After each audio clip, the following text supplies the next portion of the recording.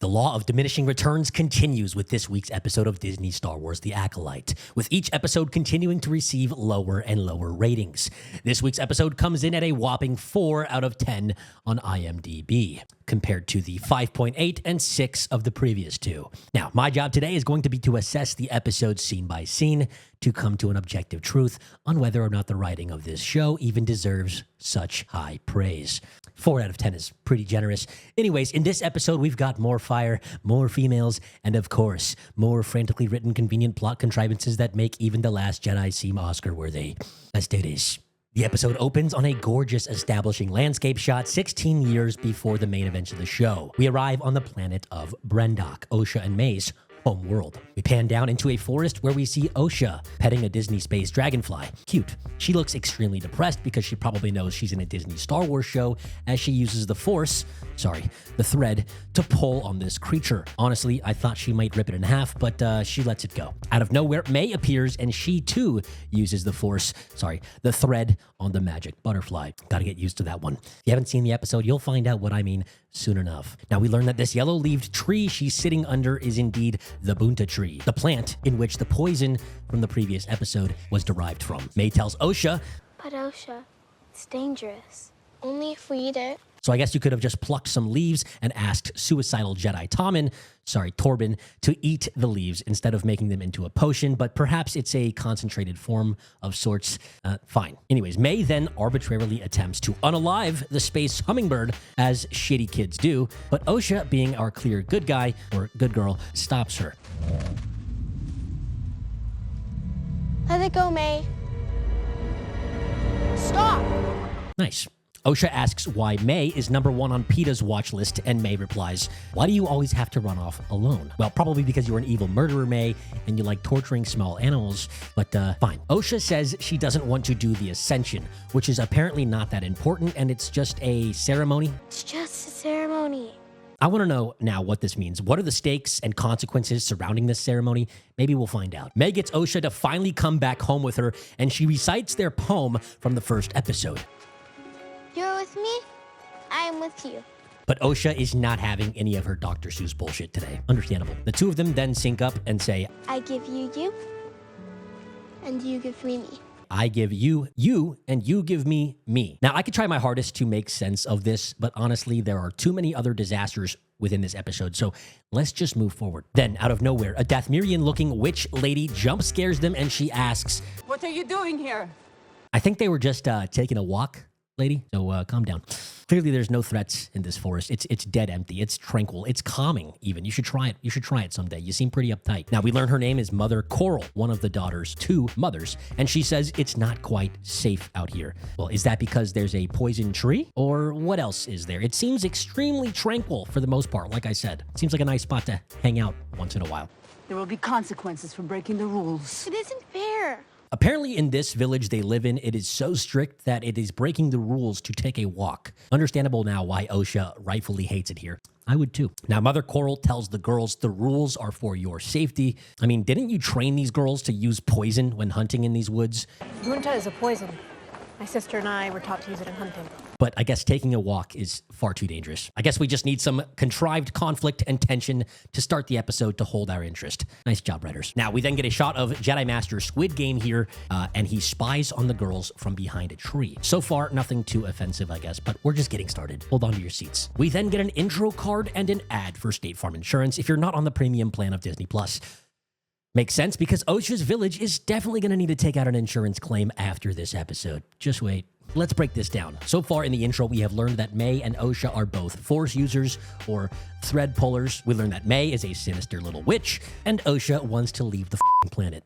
I would too, if taking a walk in an empty forest is against the rules. I would have preferred a more exciting scene like Mother Coral stepping in to save the girls from a dangerous monster. This would give motivation behind Coral's concern and give us an early exciting reveal of the witch's true powers. But no, we don't get good writing in this show, unfortunate. We then get an establishing shot of a village made of stone, seemingly carved into a mountain. Now, this is a hugely important detail to note for later. May and Osha arrive at the No Boys Club village and they ask for a treat. May we have some spice creams? Those are not for little girls who run away from home. Look, Disney, I know play on words are cool, and you have a Star Wars name for every mundane item in the real world to make it feel like a different galaxy far, far away. But these kids should stay far, far away from the spice cream, because if we do a quick 5-second Google search, we find out that spice, and I quote, is slang for various mind-altering drugs in the Star Wars universe. I now know why May loves this place, because I too needed some mind-altering drugs to find any enjoyment in this episode so far. Don't quote me on that, okay? Yeah, I think drugs shouldn't be for little girls at all either, but whatever, moving forward. We get a classic good cop, bad mom scenario as the other lesbian mother comes out and says, "Let them have some spice creams." Mama! "My sweet girls must have drugs." Don't you think so, Coral? No, she's actually a good mother, and she does not want her kids eating space cocaine. Maybe this is like a space hippie cult of sorts, and it's just part of their culture. In that case, cool. What are we even doing here, Disney? All this hype about spice cream, and we don't even get to see it. At least I got to see Rey's space bread in Force Awakens. That was kind of cool. Now, mother number 2 tells the girls to go meet her for training as she discusses the daughter's mischief with mother number 1. Mother 2 asks, Any sign of the visiting Jedi? None. Our scouts think they've moved their ship inland. They then tease a lesbian kiss moment, but Disney has no balls and failed to deliver. What I mean by this is if we take a look at the marketing material for international audiences in other countries, Disney often downplays or downright removes, air quote, controversial images like the lesbian kiss from Rise of Skywalker. They removed this scene for certain countries. And black characters such as John Boyega. He was removed from a lot of the marketing material and posters for Chinese audiences. Their most recent mishap regarding this virtue signaling issue was also covering the face of our new Captain America, played by black actor Anthony Mackie, with a shitty Ant-Man mask for similar reasons. So who do you stand with, Disney? Bigoted countries or the target audience you so desire to virtue signal towards? Confusing. Okay, Editor Stark here. I know we're not supposed to get too political with these reviews, but when Disney is on some actual bullshit, we have to call them out. I, for one, support leaving in the lesbian kiss in the final film and promoting black actors like John Boyega and Anthony Mackie. I love those guys. They're amazing. But Disney seems to value cash more than their sweet, sweet moral high ground that they try so hard to stand on when it comes to their virtue signaling. I say, Disney, you can't have your cake and eat it too. But clearly, according to Jedi Hot Pie, you can have all the cake you want. Jokes aside, I don't have a problem with Fat Jedi either. He probably just has a thyroid issue. Anyways, moving forward. Mother 2 tells Coral that this planet would be a safe haven for the Coven. Coral replies with a confusing line saying, It's not going to stay safe if Osha keeps running away. How does OSHA running away endanger the entire village? I can't even begin to waste time describing how this makes absolutely zero sense. Whatever. Coral then goes on to say Mother 2 is too lenient with the girls and that a strong hand is required. Coral says they're not normal children, and she'd be correct. They're supposed to be super powerful Force users, so if anything, these kids would be the best suited ones in the galaxy to go exploring in an empty forest. This makes no sense. I'm sensing a theme here as well with the writing. Let me know if you can figure that out in the comments. And here's where we get the most scene of all scenes. Prepare yourself for what's about to happen and also for what I'm about to say, because both of these things will shock you. We come to a scene in a training room of sorts, and Mother 2 redefines the Force, saying, All living things are connected by the same thread. a thread woven through all of existence. And she pulls a space plum from a basket to demonstrate this thread. Now, calm down. Take a breath. Take a deep breath and hear me out. While there are potential issues with this statement, I don't actually take issue with the fact that this particularly very secluded group of Force-abled or thread-enabled witches would describe the Force in this way. To me, it actually makes sense that many different groups throughout the galaxy, especially farther and farther away from the Republic, would have their own idea of the Force. It's just how things work. You know, people have different ideas of politics, different viewpoints on different things in life. That's fine, okay? That's not the major issue here for me. The main issue is that these witches describe the Force as a thread that you can pull on, and they use it to manipulate other things and people around them. That's fine. But then they immediately go on to condemn the Jedi for doing the exact same thing. Some call it a force and claim to use it. But we know the thread is not a power you wield. Now, the semantics of using the word thread and what they said about the Force doesn't bother me that much because they essentially just describe the Force as Yoda does. Its energy surrounds us and binds us. Luminous beings, are we, not this crude matter. An energy of sorts, or a thread, that binds the living universe together. My problem simply lies within the hypocrisy of this group. For example, she then goes on to say, but we knew the thread is not a power you wield, as she wields the power several times in order to train Osha and May on how to pull the thread, or manipulate the Force. If pulling the thread is not wielding power, then what the even is it? Somebody explain this to me in the comments because I'm too smart to understand. She literally says, pull the thread, change everything. It ties you to your destiny. I can't even begin to make sense of this. Can we manipulate the thread, or does the thread manipulate us? And isn't it revealed later in the episode that you use the thread to create two powerful Force users in the form of your daughters here? What the is even going on at this point? I have no clue. Mother 2 then goes on to say that the thread binds you to others, and she proceeds to demonstrate this by engaging in the world's corniest Force push battle.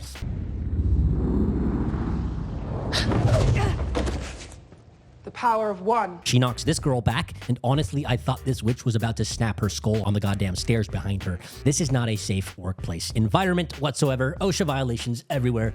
Now, Mother 2 mentions the power of one. The power of one. Okay. She then goes on to force fight two witches at once. Power of two. The power of two. Again, she manages to force push both of these witches, thread pull, both of these witches seemingly with ease. So what the is even the power of two? Wouldn't this have been a better lesson if the two were able to overcome the one? I seriously cannot believe how the writers are so incompetent that they can't even demonstrate the simplest of their own messages here in the script. It is baffling and quite depressing. I think I need to go overdose on spice cream at this point. Now, Mother 2 goes on to tell the girls, and tonight, at the ceremony, you will experience the power of many. Again, what the hell does this even mean? Because even the power of two girls didn't mean shit. Anyways, May then teases Osha and starts an arbitrary fight because we need conflict. Now, it would have been a far more interesting scene to actually see the girls pitted against each other in a training session where they actually get to demonstrate their conflict with good reason in the writing. Insert Draco Malfoy and Harry Potter. Instead, they keep them in the background and make them fight conveniently right at the end of the world's shittiest training session. Seriously, this makes Rian Johnson look like Quentin Tarantino. Now, Mother 2 then becomes a raging witch and says this. Your enemies will not warn you before they attack. Wait, I thought she was supposed to be the nice one. Wouldn't this have made way more sense for the White Witch to do? Also, again, with the force push right to the stairs, I mean, what if one or both of them cracked their skulls on the concrete right behind them? These are your most valuable and protected members of the village, according to the script. So why the hell are you taking this kind of risk, you absolute moron? I think the Jedi are justified in taking them away at this point. I mean, someone needs to call Child Protective Services. Seriously, the back of her skull ends up about US male average away from the stairs. Holy shit. Maybe that is a pretty long distance. Anyways, I guess we do get some actual training for the girls as the mother does this.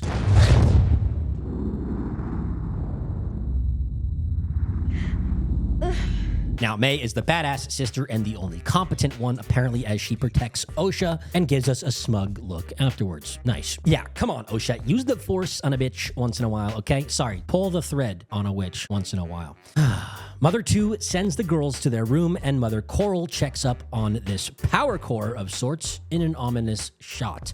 Okay, we cut to the next scene where Mother 2 is asking what's wrong with Osha, and she says she doesn't want to go to the bar mitzvah. May replies, but that's how we become witches. I guess the ceremony is just a coming of age thing. I don't think there's any deeper significance or effect from it, seemingly. That's fine, I guess. Mother 2 makes them hold hands and says, the force tied you together before you were born. We later learn it wasn't the thread, but it was actually Mother 2 manipulating the thread in order to create an immaculate birth of sorts. And we all know how that turned out before. Now the girls take their wedding vows. I love you. I love you. and then we get this monologue about the Ascension. Ascension is about walking through fear. It is about sacrificing a part of yourself. The power of many instead of one. Well, we already know the power of two doesn't make a goddamn difference, so what the hell is even the power of many? We'll find out. Probably not, though. Now, Mother 2 then tells Osha that she doesn't even know what she really wants from life because she is young. You think you want something different than life in this coven, but that is because you are young. A very important detail and sentiment from Mother 2 here to note for later on, okay? Keep that one pinned. We now cut to an evening scene where several witches are praying to a hole. I'm sure there's some sort of sloppy lesbian allegory joke I can make, but I'll leave that to the comment section, you filthy bastards. I don't know the purpose of this hole, so I'll just call it the plot hole. An ironic name because it indeed serves zero purpose to the plot, similar to Rian Johnson's hole in The Last Jedi, I guess. Disney writers just can't resist a good hole. I can't blame them. We then get a shot of the ladies performing a witchual. Forgive me, I just made a pun combining the words witch and ritual because I'm bored to tears by this arbitrary coming-of-age ceremony. And hold the phone! Is that a dude? Okay, my intrusive thoughts here are winning. Forgive me, let's move forward. Oh, Jesus. Now, the witches all then bow down as the Queen Mother arrives doing her best fashion model runway walk, and this looks like something straight out of a Vogue magazine photo shoot. She approaches the plot hole as they all have a communal orgasm, and she says this. Tonight we enact a ceremony we have not performed since our exile. We were hunted, persecuted, forced into hiding, all because some would consider our power dark. Now, I thought this ritual was about the daughters, but I guess it's more about the writers having a therapy session. Anyways, what the? Hold the phone. What in the hell was that shit? Play that one back, Jarvis. Extinction! I knew it. I knew they were having communal orgasms. Anyways, Queen Mother then says, we were blessed with a miracle, the gift of life. Well, no. You manipulated the thread for your own personal gain so you could produce Force daughters. It wasn't a random blessing from the gods, you lying little witch. Who's the bad guy here? They want us to think the Jedi are the bad guy and that these witches are pure and persecuted, but I'm sensing some real dark energy from these witches here. Now, we get another orgasm and the girls approach the plot hole as we hear some dramatic Zack Snyder music in the background. At least in this scene, we can tell who's who because May is clearly the enthusiast and Osha is just not quite feeling it. Makes sense. Now, Queen Mother then says, What the thread has tied together, no one can separate. Except for the Jedi, I guess, but we'll get to that in a minute. The witches then come together in a religious chant. The power of one, the power of two, the power of many. The power of one, the power of two, the power of many. Why is the power of two a super heavy theme in their religion? Is there some ancient lore about twins? I think it's telling that the writers thought no further than, well, we have twins as the main characters, so let's bake that into the religion without any further explanation. The problem is this religion existed way before the twins, so this all just comes off contrived as hell. They all climax at the same time, then Queen Mother says this to May. Do you vow upon my death to protect the secrets of our coven and continue our legacy? This then begs the ultimate question. If the twins' birth was a seemingly rare miracle in the Force, something that's never happened before or rarely ever happens, how is anyone here supposed to continue the legacy? Is every child to be born in the future of the coven going to be an immaculate Force conception? Again, the show makes this out to be a rare miracle, so I cannot believe this is the plan of the coven. This show simply makes no sense as soon as you look even slightly beyond the surface. Anyways, Queen Mother then gives May a Force tattoo that no one else in the coven even seems to have, and she conveniently makes it small enough and well positioned enough so that the writers can hide it underneath her hair for the first episode of the show. Seriously, look how enormous and centered the mother's tattoo is in comparison. It makes no sense outside of the meta of the writers needing to have it to be able to be hidden to cause some sort of mystery intrigue in the beginning of the show. Well done, Disney. Bravo. Queen Mother then tells May to ascend. Nothing else of note really happens. I guess the only true effect of the ceremony is getting a Force tattoo. Nice. But then again, no one else besides the Queen Mother even has this tattoo, like I said. Yet there are other witches among them. I guess everybody is a witch in this coven, or maybe it's not explained, of course. Queen Mother then moves on to Osha's ascension. Osha hesitates but ultimately agrees to ascend. And conveniently, right before she completes the ceremony with perfectly, definitely not contrived timing, what do you know, the good old space police arrive on the scene. Mama! The Jedi! They've sliced the platform. They will be here any moment. They've sliced the platform. Queen Mother then tells the others to hide the girls. They must have never played hide and seek as kids because where they decide to hide them is literally just 15 feet behind them. Well done. We then see a group of witches holding pretty standard bows and arrows, and it's just hilarious to me.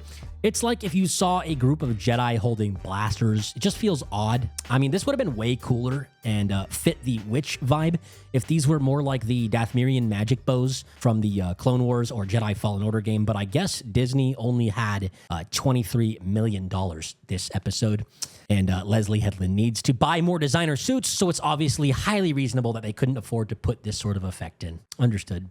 Even this little scythe staff thing looks like it's made of plastic. The blade just seems way too thick, too. I mean, you can't blame me for looking at this shit if it stands out to me. The devil is in the details, guys, always. The Jedi then arrive as we get a shot of Master Squid Game, King Tommen Broccoli Edition, Trinity, and boy Chewbacca coming to confront the Coven. Seriously, look at the drip on my boy Wookiee Kelnaka here. That is a certified fresh cut there, my boy. Now, important detail. Broccoli Tommen, the Jedi who commits suicide in the future, has the least authority and least amount of responsibility in whatever's about to go down because he is clearly just a Padawan, as indicated by Trinity and his classic rat tail seen previously on Obi-Wan and Anakin in the prequels in their Padawan forms. Nice. You're telling me that the Padawan, the least responsible for whatever's about to happen, ends up killing himself? I don't buy it. I don't buy it. Trinity introduces the Jedi here.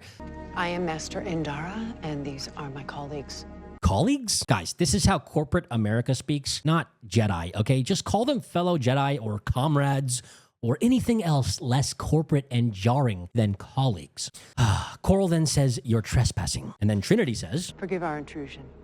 We thought this planet was uninhabited. okay, then why would you even need to be there? This is either a stupid lie or flat out makes no sense. It doesn't even make sense as a lie either because obviously you're going to immediately admit that you're here for the two Force children. So why lie? What the hell, Disney? Even AI can write better dialogue at this point. Holy moly. It feels like they wrote it just to make the Jedi look stupid as hell because Queen Mother then says, I find that hard to believe.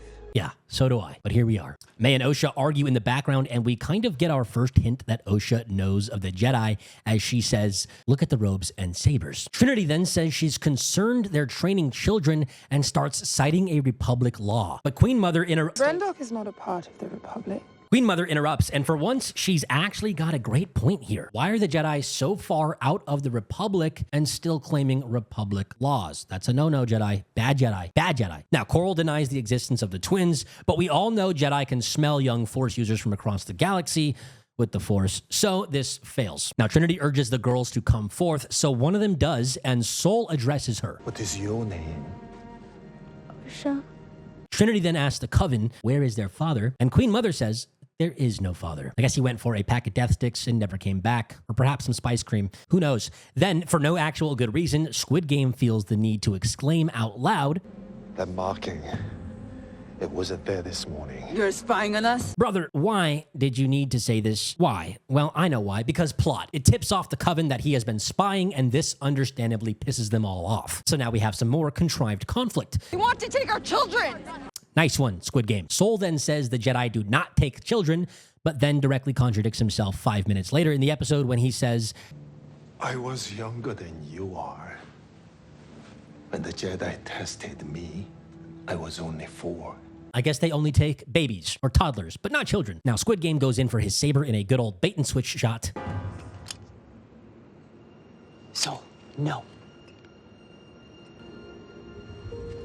And he says this. I think you would make a very good Jedi, Osha. I guess this makes sense for him to say to Osha, as she was the peaceful one in the opening scene, you know, saving the James Cameron butterfly from getting killed by May. And he was watching this all go down from behind the tree, so makes sense. Now, criticisms aside, I can't get enough of Lee Jung-jae and his line delivery, especially knowing that he had to learn how to speak these lines in English just for the show, you know, being a non-English speaker by default. It's kind of crazy, and it's really impressive, and he's just a shining light in this show. So well done, Lee Jung-jae, aka Jedi Master Squid Game. Love you, bro. bro. Anyways, then seemingly out of the blue, Jedi Padawan Broccoli has an overdose on spice cream and falls to his knees in a Walmart. It's revealed that Queen Mother is possessing his mind, and she says this. If you want your Padawan returned to his right mind, I suggest you all leave. Now.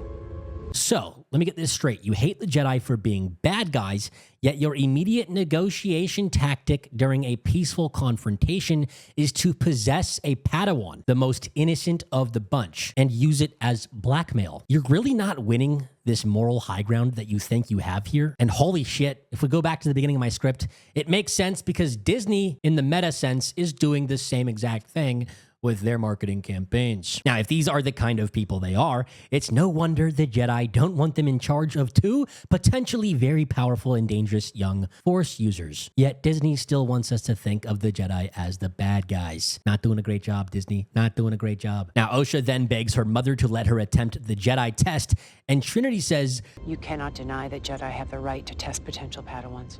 okay, so you're both idiots because didn't we just establish that the planet is not underneath the jurisdiction of the Jedi under the Republic?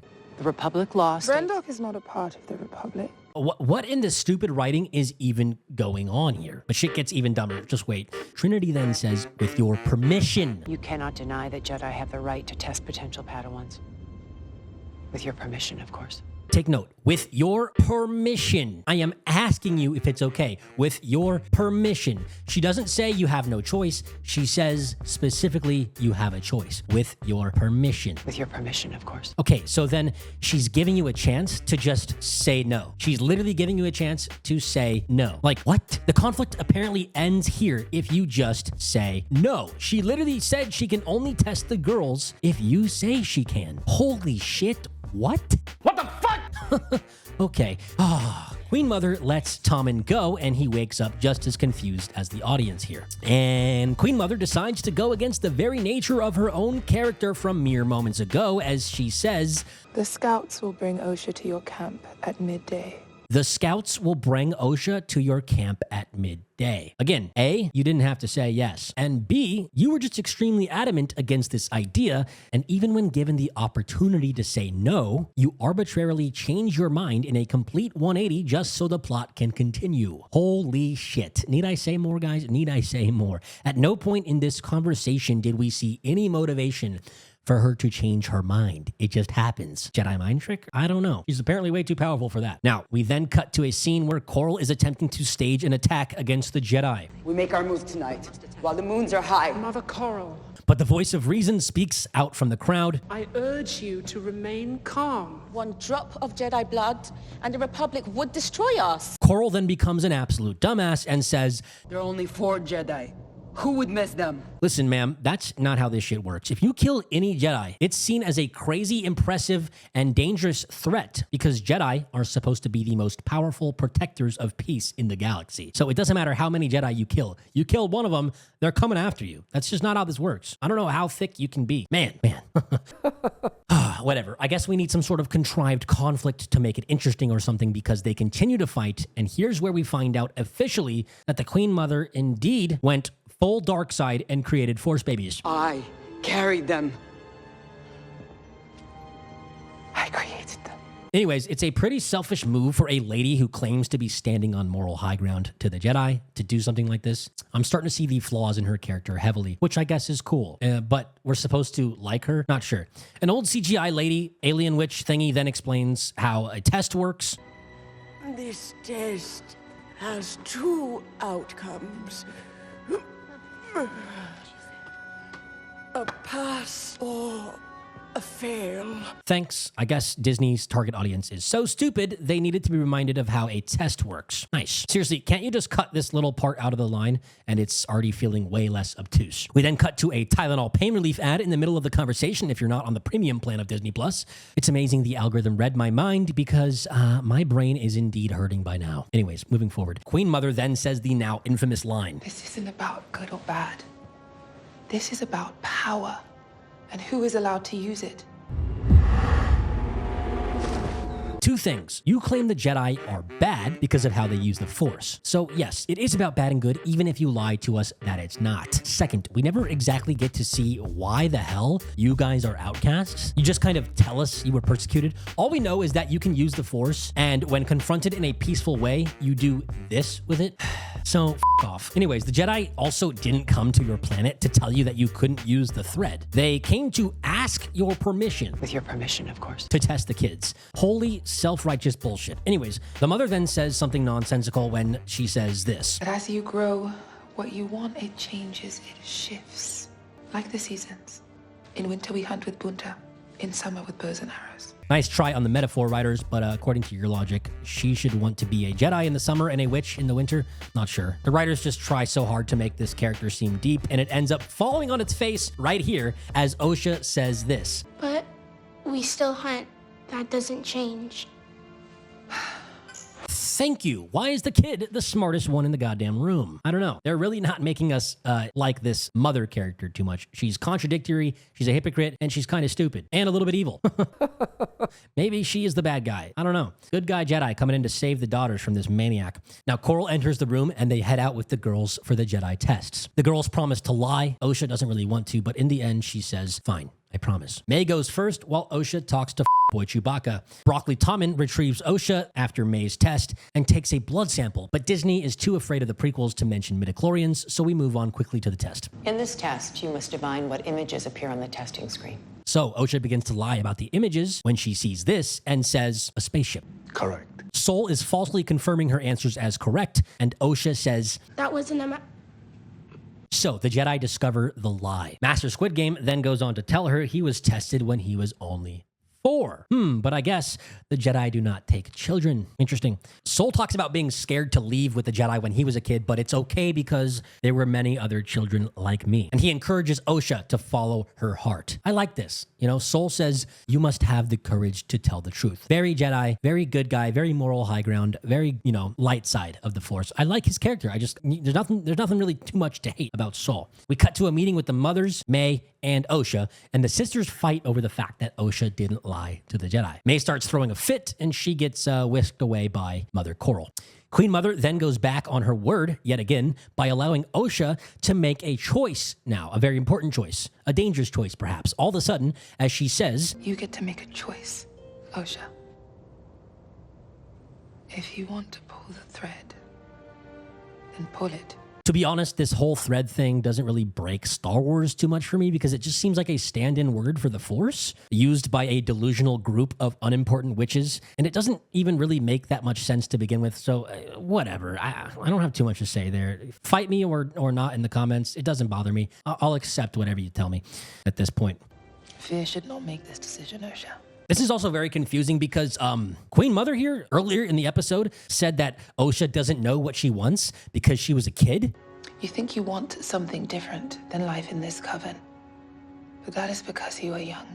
But then here she says, fear should not make this decision, Osha. You should. She then says she must discuss the decision with everyone. So what is it? Are you going to let her pull the thread or no? The writing is so wishy-washy, I just can't stand it. Osha then begins to pack her things, including the most inefficiently shaped notebook of all time, and boom. I won't let you leave. You can't go. May comes charging in with an absolute vendetta. Osha then says, it's not up to you. You can't stop me. And May says, I'll kill you. Hold my buntages, and she does this.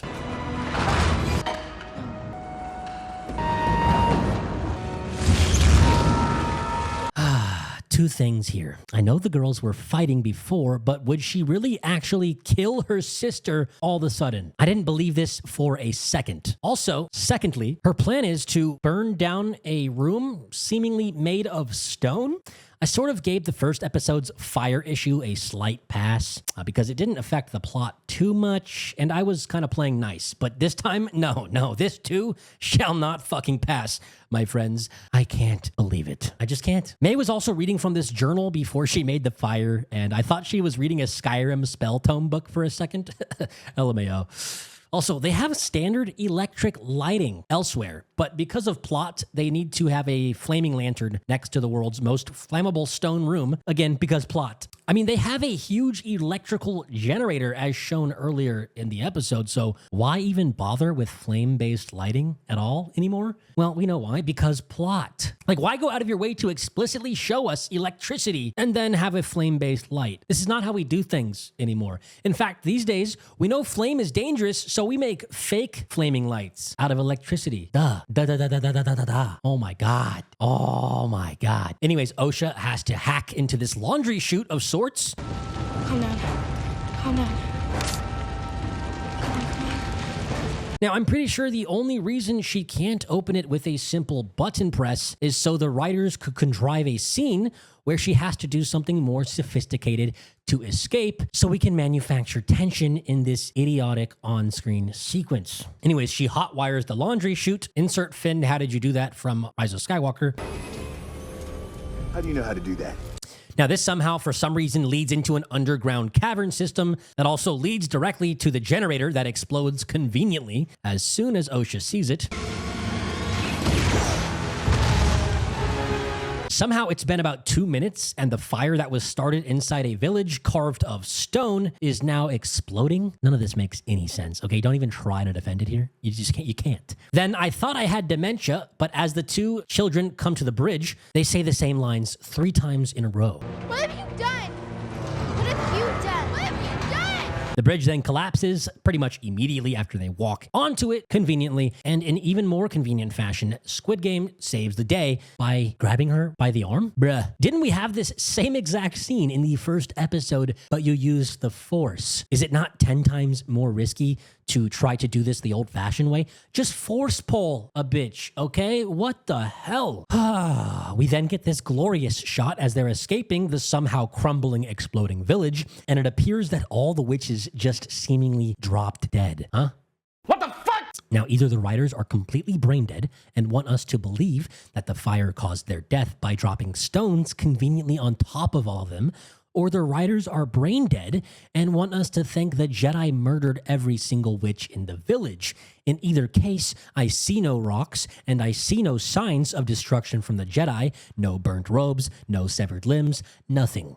So, either the production team is at fault, or the writers, or both are just completely incompetent. The Jedi would never do this, especially at the height of the peacetime known as the High Republic. And we're given no indication prior to clue us in and convince us that they would ever do something as vile and dark side as this. It seems like the writers arbitrarily want to have the Jedi be evil so they can be subversive and edgy. Nobody wants that shit. Piss off. We then cut to Osha in a breathing mask, and the Jedi are back on the ship with her. They're all beaten up as if they got hit by rocks or as if an entire fight scene happened off screen. We don't really know yet. Sol then says, May started a fire. It destroyed everything. We're on our way to Coruscant. You will train as my Padawan. And this, my friends, is the end of the episode. So to recap, the Jedi arrive during a space bar mitzvah. They break up the children by testing them in the Force. Little sister May starts a fire that kills everybody, and the Jedi leave. That's the episode. That is $23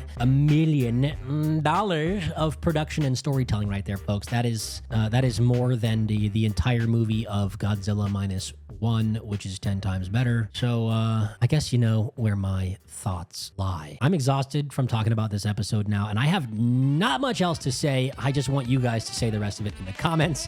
So leave a like, leave a comment, hit the subscribe button. This has been Stark Cinema. I'll see you on the next video. Have a great day, and I love you 3000.